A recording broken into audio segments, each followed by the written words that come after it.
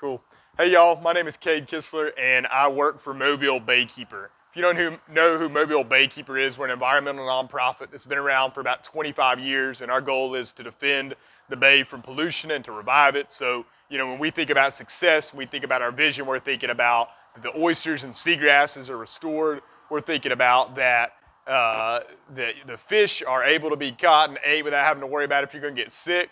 And we're thinking about that you can throw your kids in the water like mine right here without having to worry if they're going to get sick. So we want to make sure that it's safe to swim and eat the fish, and we'll see oysters and seagrasses come back. And then, of course, we need you because we want to see you caring and taking responsibility for protecting our bay. We cannot do this job alone. There's a lot of other great organizations doing it, and then the citizens of the Mobile Bay area that we need out there helping take care of it too. So, I hope that you're checking out what's going on down here at Lost Angler, because if you're invested in this, you're catching some fish, Well, you're fun. If you don't mind, not just telling them Yep. just what Yep. Mobile Baykeepers does, what projects are you guys working on right now Yep, that's absolutely. probably affecting us the most? Because I know you guys, y'all just went to court for us over the Berry steam plant. Yeah, man. So tell me about that, because a lot of people don't know, and there's a lot of misconceptions Right. going on right now. Right.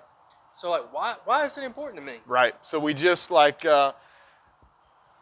Tell me about it. Come on. So Peter, we just filed a lawsuit on this coal ash issue because of the groundwater. Basically, we've got arsenic leaking into the groundwater into the Mobile River. So that's the delta, and that's one of the hot spots both for fishing as well as biodiversity in the whole world.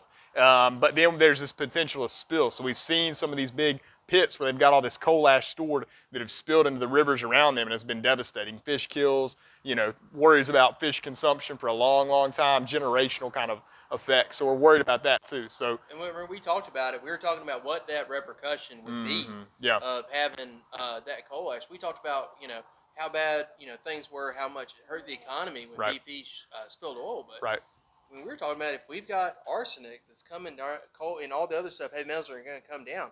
It's not just going to affect businesses like mine that sell boats and flies. It's going to affect every business that's around Mobile Bay, isn't it? Yeah, absolutely. So you think about, that oil spill, we didn't deal with this bad impacts because it was coming up at us. This would be something up in the Delta, up on the Mobile River, coming downstream toward us. So there's no avoiding it. And then, of course, if you've spent any time in the Delta, it's not going to be an easy place to clean. That place is like a labyrinth, man. So, that stuff's going to be in there and coming downstream into the bay for a long time to come. How long is it going to be set in our sediments and the rest? I mean, it's going to be something that's going to last forever. Right. This is 21 million tons of coal ash. So if you want to know more about it too, the best place to check it out is mobilebaykeeper.org/coal ash, and you can find out all about this issue. But you just imagine a pond full of toxic heavy metals, and this is the kind of thing that the plan right now to leave that coal ash in place is not solving a problem, it's just kicking a can down the road. So I don't know if it's going to be next hurricane season or when my 5-year-old is growing up in my age, but one way or another, if you leave a big earthen dam on the side of the Mobile River, it's just a matter of time before you have more.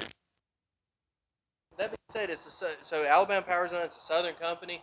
Has this been something that other states have had to deal with, other watersheds? And if so, what happened? What did they do? Yeah, so what we want to see is this coal ash gets removed to a lined landfill. Like if you tried to put a landfill where this pond is today, your lawyers would laugh at you and your mental health professional would say, come see me, you know what I'm saying? Right. So in all these other states around the southeast, they're doing this. This isn't something that's, hey, off in California or over in Europe. In North Carolina, in South Carolina, in Virginia, and even in Georgia Power, which is also a Southern company, they're moving hundreds of millions of tons of coal ash to line landfills, or they're recycling it in concrete, which saves them some money too. So they're already taking care of it everywhere else but our area. Right, exactly. So for all of us that are hunters and fishermen, we're going to be in the Delta, we're going to fish Mobile Bay, we're going to fish the Sound. This is tremendously important, guys. This isn't just a small thing, and this is one of those things that we as anglers and sportsmen, this is something we got to get ahead of. This is what's important to us. And so working with groups like Mobile Baykeepers is what's going to make it so that my kids and all y'all's kids too get to go actually enjoy this resource, this way of life that we're raising our kids to enjoy.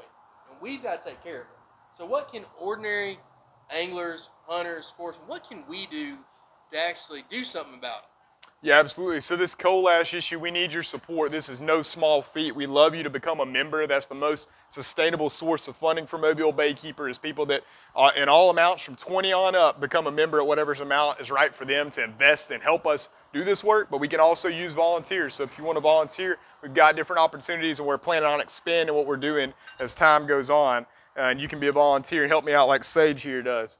Yeah, that's huge. And Peter, this is just one piece of the work we're doing. There's a lot of other work we're busy with. So whether that's like looking at these fish consumption advisories and figuring out how are we stopping some of these mercury inputs from coming into our creeks and rivers, or whether that's looking at stormwater runoff, there's a lot to be done. And this is just one piece of it, the coal ash issue. So guys, whenever we're figuring out, if we're gonna have dinner, and we're gonna bring home some white trout, speckled trout, whatever it's gonna be for dinner, we always check the fish consumption pages that Mobile Baykeeper puts out, because it lets me enjoy table fare from the bay with my family. And this is all things that Mobile Baykeeper's doing. I hope you guys will take the time to go to mobilebaykeepers.org. Yep. And check out all the stuff they're doing, because they're working for hunters and fishermen just like me and you guys. So definitely. But Cade, what else? Is there anything else that we really need to know about? Yeah, I mean, we're working a lot on sewage spills. That's been one we've spent a lot of time on for quite some time, and we've made some progress there, and we got more work left to be done. So we're tracking where those sources are coming from. And come here, buddy. Come here. And yeah, I mean, I think the other thing to know about is industrial pollution. That's our biggest issue that we're working on. So that coal ash is a piece of that, and we're looking at it all across the Mobile Bay area. So, yeah. Right. Awesome. Well, guys, I hope y'all take that time, go take a look at everything Cade and folks at Mobile Baykeepers are doing.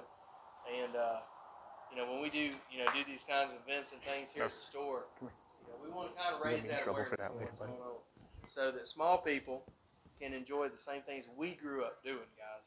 And that's real big. But Cade, I really appreciate you stopping by today. Yeah, absolutely. Thanks for having me. Yeah, cheers.